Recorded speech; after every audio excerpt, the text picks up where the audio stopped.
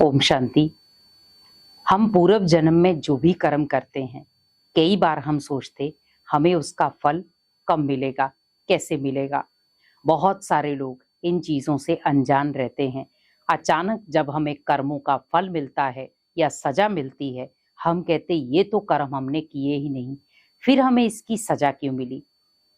आप देखें, कई बार जब बच्चा जन्म लेता है, अचानक आईसीयू में चला गया, अचानक ऐसी किसी बीमारी का शिकार हो गया, उसने तो जन्म ही लिया,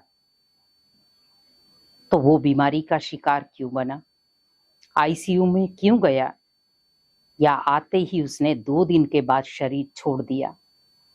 पैसे भी लगे, 9 महीने गर्भ में भी रहा, माँ ने दर्द भी सहन किया, लेकिन बच्चा खत्म हो गया। ये क्या कारण था? ये थी पूर्व जन्म के कर्मों की सजा, पूरी फैमिली की उस आत्मा के साथ 9 महीने 2 दिन। क्योंकि हम आत्माएं भूल जाती हैं कि हमने क्या कर्म किए हैं। हमेशा याद रखें, कई बार हम कर्म तो कर लेते हैं और हम कई बार बहुत खुश होते हैं दूसरों को दुख देकर, लेकिन भूल जाते हैं हर कर्म का हिसाब है। हम कई बार कहते हैं कर्मों की हिसाब की भी किताब, जो आपके पास नहीं है लेकिन भगवान के पास है। हर कर्म का हिसाब का भी किताब बनेगा। तो जब हर कर्म के हिसाब की भी किताब है, तो उस किताब में जो भी पन्ना है, उसके हर पन्ने में कुछ ना कुछ लिखा है। तो सोचिए, अगर हर पन्ने में श्रेष्ठ कर्म लिखे हैं, तो कुछ सजाएं देने वाले भी कर्म लिखे हैं, तो भुगतान आपको देना पड़ेगा। भले आप इस जन्म में दें, शरीर छूटने के बाद भी आपके जो कर्म है वो पीछा नहीं छोड़ेंगे। आपने संबंधी छोड़ दिए पीछे, लेकिन कर्म आपका पीछा नहीं छोड़ेंगे। आत्मा एक शरीर छोड़ती है, दूसरा ले लेती है, लेकिन कर्म फिर भी साथ चलते हैं। कई बार हम कहते भी हैं, पता नहीं कौन से जन्मों का भगवान बदला ले रहा है या कौन से कर्मों की सजा हमें मिल रही है। हम मुख से बोलते हैं और हमें अंदरूनी पता भी है कि जरूर मेरे ही किए गए कर्मों की ये सजा मिल रही है। तो जब मुझे पता है कि मेरे ही किए गए कर्मों की ये सजा है, फिर भी इंसान जागरूक नहीं हो रहा, फिर भी हम कहीं ना कहीं कर्म करते जा रहे हैं। जब हमें पता है हर कर्म का मुझे हिसाब किताब देना पड़ेगा, क्या मैं अपने आप को रोक पा रहा हूं? क्या मैं अभी भी श्रेष्ठ कर्म कर रहा हूं? हम हमेशा गलत रास्ता चुनते हैं। आज आप देखें, हम कितने लोगों को दिनचर्या में दुख देते हैं सिर्फ अपनी खुशी के लिए। आज रिश्तों में कड़वाहट हो रही है, रिश्तों में आज बंदिशें कितनी बन चुकी। आज रिश्ते निभाए नहीं जा रहे, रिश्तों को बांधा जा रहा है। क्यों? जबकि पहले रिश्तों में बंदिशें नहीं होती थी, रिश्तों में एक स्नेह की डोर होती थी।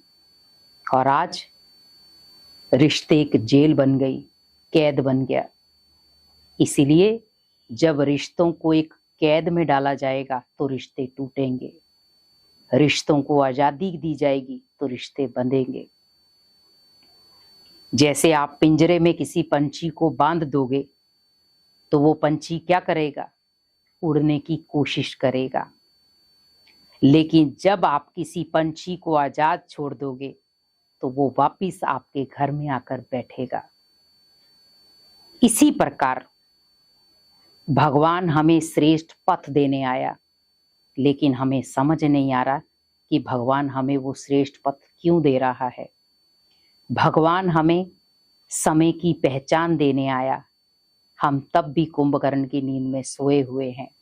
हमें नहीं समझ में आ रहा कि हमारे हाथ से समय निकलता जा रहा है और हम क्या कह रहे हैं? खाओ पियो और ऐश करो। यही है जिंदगी। जिंदगी जीने ही तो आए हैं। क्या ये जिंदगी है एक दूसरे को दुख देना? क्या ये जिंदगी है एक दूसरे को चोटिल करना? क्या ये जिंदगी है कि आपके सामने किसी को मारा जाए, पीटा जाए या किसी को अपमानित किया जाए?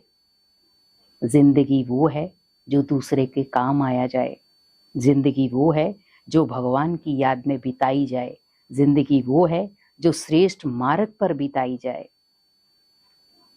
भगवान यही कहते हैं कि बच्चे, सिर्फ आप अपने लिए सोच रहे हैं, वो जिंदगी नहीं है, ये स्वार्थ है। सिर्फ आप अपने लिए सोच रहे हैं, अपने परिवार के लिए सोच रहे हैं, तो इसका मतलब आपने पूरे विश्व को अपना परिवार नहीं माना, लेकिन भगवान ने पूरे विश्व को अपना परिवार माना। विश्व एक परिवार है। जब ये चीज हमारे मन में आ जाएगी तो सोचिए, हम किसी को भी कभी दुख नहीं देंगे। लेकिन आज हम सिर्फ अपनी फैमिली को अपनी फैमिली मानते हैं, बाकी किसी को अपनी फैमिली नहीं मानते। इसीलिए आज हम एक दूसरे को दुख देते जा रहे हैं और पाप कर्म करते जा रहे हैं। लेकिन भगवान ने हमें एक सूत्र में बांधा था, एक माला में पिरोया था, लेकिन आज वो माला टूट गई और मणके अलग अलग हो गए, अलग अलग में बट गए और दूरियां बन गई, टकराव हो गए और लड़ाई झगड़े शुरू। भगवान फिर से जोड़ने आया, लेकिन हम नहीं जुड़ पा रहे। इसीलिए भगवान फिर से कह रहे हैं, बच्चे, मैं वो दुनिया बसाने आया हूं जिसमें सुख शांति थी, प्रेम था, एकता थी और भाईचारा था। हिंदू, मुस्लिम, सिख, ईसाई आपस में सब भाई भाई, वो दुनिया लेकर आया हूं। तो इन पूर्व जन्मों के कार्मिक अकाउंट आपको खुद चुकता करने हैं। तो वो तभी होंगे जब आप भगवान की याद में होंगे। भगवान की याद में, मेरी याद में निरंतर रहो, तो इन पाप कर्मों से आप हमेशा के लिए मुक्ति पा सकेंगे। और ये तभी संभव है जब आप निरंतर मेरी याद में होंगे। तो हमेशा याद रखें, कर्म कभी भी आपका पीछा नहीं छोड़ते। संबंध फिर भी छोड़ सकते हैं, लेकिन कर्म कभी भी नहीं।